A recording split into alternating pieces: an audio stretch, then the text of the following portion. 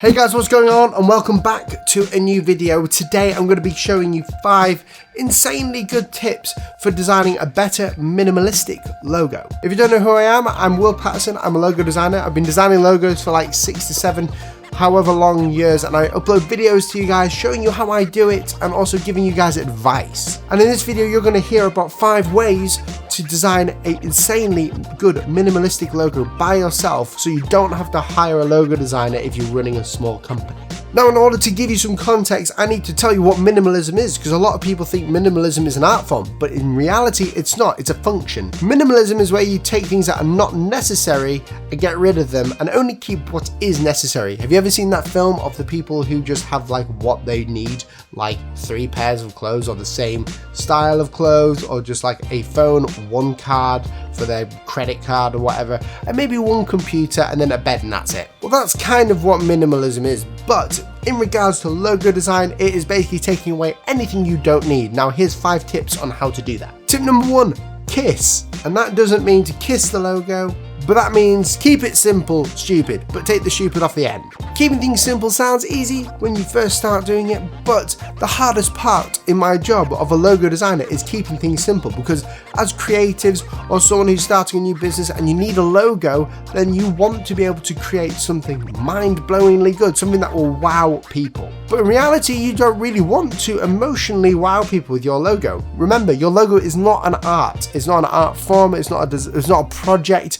It is a functioning aspect of your business. What a logo does is it uniquely identifies you through a word mark or an icon or an image of who you are. For instance, my logo can be construed as my face, strangely enough, as a logo designer, but it can also be construed as my signature, because that's what I have, because I can't design an icon for me because I don't know how to. I'd have to ask someone else to do it. So keeping your logo simple is hard to do, but this is how you can do it in steps 2, 3, 4 and 5. So simplicity is a huge thing in logo design for a lot of reasons. For instance, number 1, a logo needs to be memorable. If you can remember the logo, such as the Apple logo or, you know, the NSPCC logo, I don't know why that came into my head, kind of morbid, but any logo that you can remember and you can sketch down yourself without seeing for like a few days is memorable, because it's so simple. If someone else can sketch it, it doesn't matter how badly they sketch it, then they can actually remember it. So it's a functioning aspect. And how do you keep a logo simple? Well, here's the rest of the tips today. So tip number 2 is to start out in black and white. If you're new to logo design, or you're someone who's just getting into it, the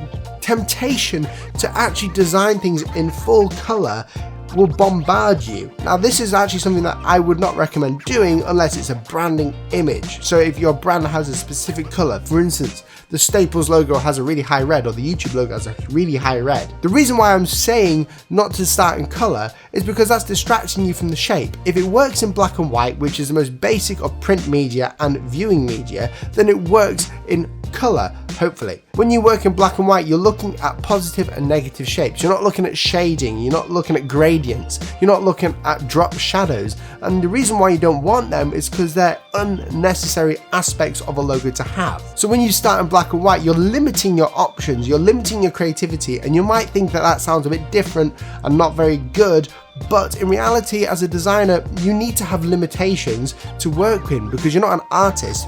Your creativity could take you to the moon and back, but there has to be limitations on what you can do. Otherwise, your path will be too broad and you have nowhere to narrow down on. Tip number 3. Another way of keeping your logo design simple and minimalistic is using only basic shapes. Any great logo that you've seen that you aspire to, I can guarantee you, has started out in very basic shapes.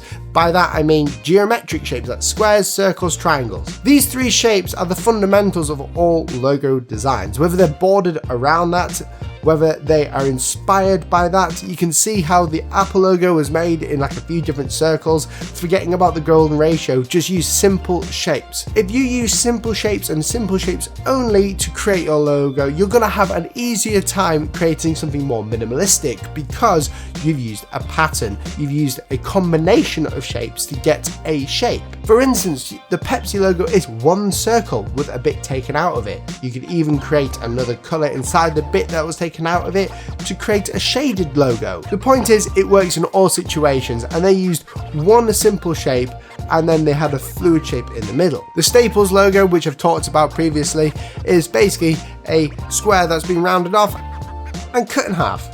The Pinterest logo, every logo that is minimalistic in nature has got geometric shapes inside of it for that reason, to keep it simple. So only use geometric shapes. Tip number 4, draw freehand. Freehand doesn't mean just scribbling on paper, it means don't go near your computer. Whenever I get commissioned to design a logo for a company or a person or whatever, my first inclination is to go on my computer. Now this is a dangerous move because you're going to be searching online for other people's logos and you can either taint or just not get your ideas out on paper, or you're influenced by Adobe Illustrator or Adobe Photoshop's software. When you have pencil and paper, what you're doing is you're giving your mind the freedom to jot down the ideas. Now if you're saying that your logo is too hard to draw on paper, then you failed at the first hurdle. And this is how I know personally whether a logo will work or not, is if it doesn't draw on paper, especially if it's an icon. I'm not talking about word marks, but as an icon, if you can't draw it on paper easily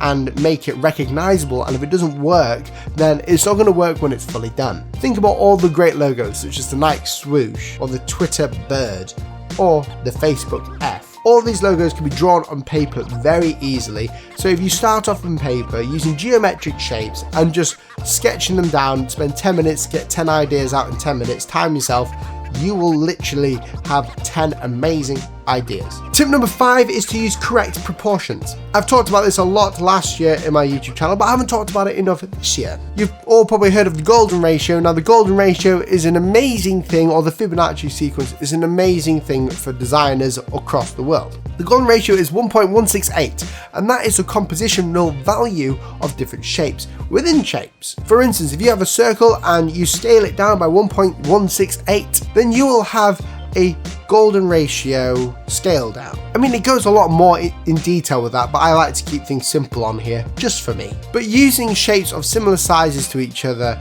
and having a few shapes to pick out makes it a lot easier. Having correct proportions. So what do I mean by this? Well, basically you don't have to follow the golden ratio, even though it's cool too. I've got videos on my channel about it. But basically make sure that your compositional values are correct. So don't put things too close together. Make sure you're scaling it up and scaling it down and breaking it apart and seeing if it works in that size, or whether you've got two shapes as a logo. If they're too stuck together, then it's not going to work correctly. So make sure that you've got enough space so they can be seen when they're big and when they're small. And the last tip and the best tip I can give you is to give yourself a time constraint. Too many people, when they're just wanting to design a logo for their own company and they're not like a professional designer, will spend too long on it. This is a problem because if you spend too long on it, the more you're thinking about it. A logo is supposed to be simple. Bang, you're supposed to have it straight away. But if you're spending too long on it, for instance, more than a day a lot of the time, if you're just someone who's wanting to get your business up and going, then you're going to add more complicated things to it. Your logo should be easy to see, easy to memorize, easy to draw, and easy to think of. So those were 5 tips, and I swear if you do those 5 tips, then it makes your life a hell of a lot easier if you're not a logo designer. If you enjoyed this video, please press that red subscribe button and turn on post notifications below. And if you want to support the channel in any way possible, hit that join button as well. When you hit that button, you get certain perks for the channel. And as always, if you liked the video, press the like button. If you didn't like the video, press the dislike button twice. Make sure you comment down below, give me your thoughts or your suggestions for another video, or let me know another tip about logo design, and I'll catch you guys in the next video. See you soon. Goodbye.